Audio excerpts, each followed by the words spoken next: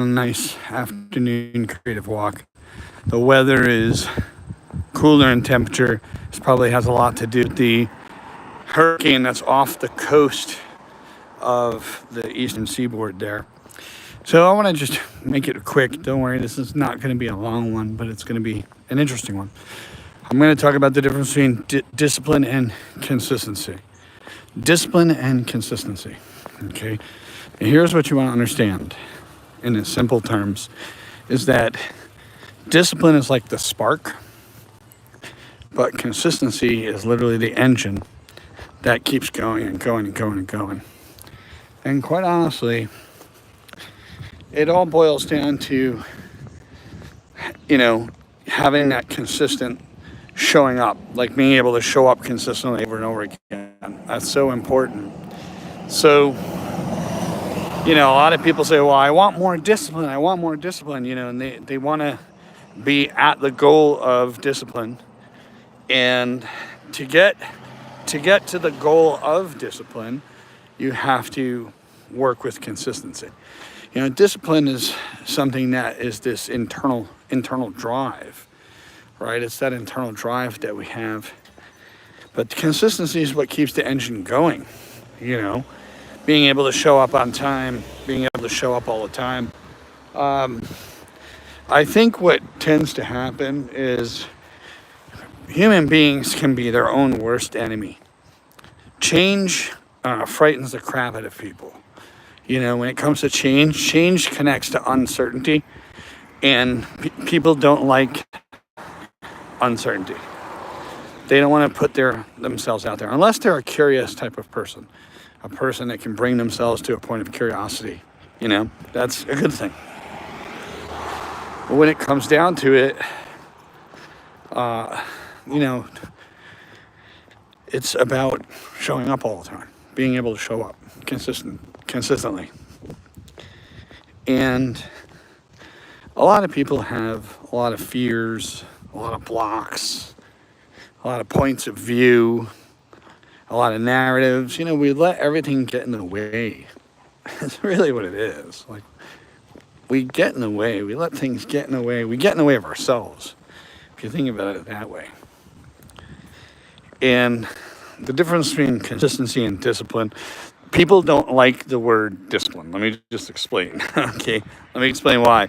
People don't like the word discipline because there's connotations to it. Okay, it depends on how you were raised. If you ever had a parent say to you, "Oh, I'm going to discipline you. You better get back here," and if you had that, where discipline was a word that was used as kind of like a childhood threat, then you have this connotation of that discipline is bad. Discipline equals pain. And that's what really messes with a lot of people, is that they think discipline is some painful thing, right? So they fall into that trap, that mental trap of, oh, wow, it's totally concerned about discipline, So people get hooked up in the whole discipline thing, and they think that discipline is a mental punishment. They think discipline is like some kind of mental punishment, and quite honestly, it's not. Discipline is not that. So consistency is about showing up, doing the work, making an effort, doing what needs to be done. In order for life to change externally, you have to be able to kind of shift internally. And some people say it's easier said than done. No shit. If it was easy, everybody would do it. And that's the reason why there's people that don't. People don't do it because it's all about comfort. The people who don't like discipline, they usually don't like the word because of that childhood connotation like we discussed. Or it's about control. They don't want to give up certain levels of control. Some people don't want to give up control because control feels safe for people. And it's like, no, I can't do that. Why? Oh, I'm giving this up, and it becomes like this trade-off. And they don't realize that their lives can actually be a whole lot better with the actual discipline. They can't bring themselves to actually do it. Now, we don't want to template match and say everybody's like that across the board, because not everybody's different. Everybody's has a different life, different things going on.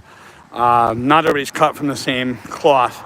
But on a psychological level, for some people, discipline could be about giving up control, about giving that up. For other people, it could have a connotation of punishment, right? But at the end of the day, discipline's that spark. But consistency is literally the engine and the gas. And you have to be able to consistently show up, consistently be there, consistently do the work. If there's people that, let's say, want to start a workout, and they're one of those types of people that have difficulty, maybe they have a difficult time working out. And there are some people, I call them like the Nike just do it crowd, the people that say, oh, I can do that, and they just go and do it. There's people that don't have that block with drive. So if you're a person that's got a lot of drive, you're the exception and not the rule. And that's what's really important to know. But the people that get in their own way and they have their own blocks and they don't have enough drive to go and do things, it's about that consistency. That consistency has to start somewhere. And sometimes starting small is valuable. Here's why. Our brain, when we take on too much, too soon, too fast, too hard, we have the tendency to backslide. We have a tendency to emotionally resist.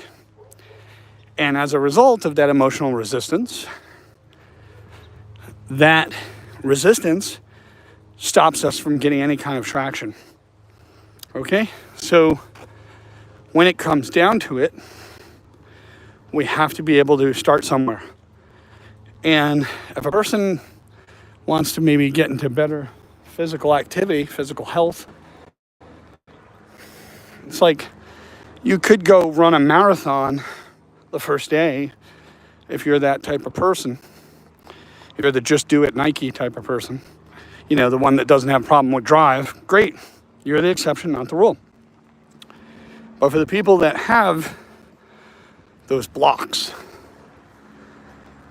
guess what? Doing push-ups for 2 minutes, just 2 minutes, may not seem like it's much, may not seem like it's a big thing, but you have to be able to start somewhere, right?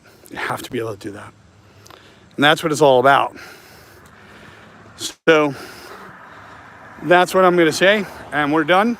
Have a great day.